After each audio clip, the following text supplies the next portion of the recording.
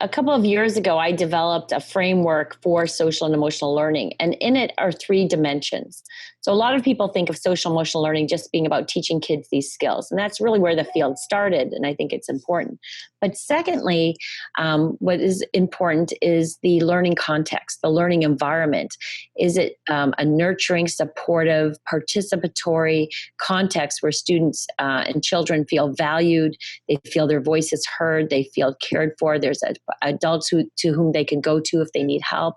Are there good relationships with, are there good connections to parents and the community? What's the larger, so we call that is the foundation for SEL. You cannot do good social and emotional learning unless you have a quality learning context that creates this nurturing, caring, supportive environment. And then the last piece of these 3, the third one, is the social and emotional learning of the adults. What we are finding, and that's as another area of my research, is guess what? When you have adults who are kind of stressed, they're not able to promote the well-being of the students. And so the research is really emerging about the important role of adults and their own well-being.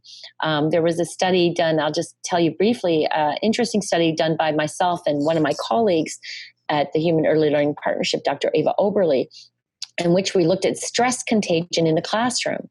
And what we did is we looked at 4th to 7th grade classrooms, and we asked teachers to complete a survey on their stress and burnout. So they completed a survey, how stressed, how burnt out they were. And then to look at stress in children, we actually collected their saliva. And I'll tell you why, is to get cortisol, which is a stress hormone, you can get it through saliva. And students loved giving us their saliva, by the way. And we were able to determine the stress levels of the children. And guess what we found is that those teachers, probably intuitively you'd figure it out, those teachers with the highest levels of stress and burnout also had students who were in their classrooms with the highest levels of cortisol.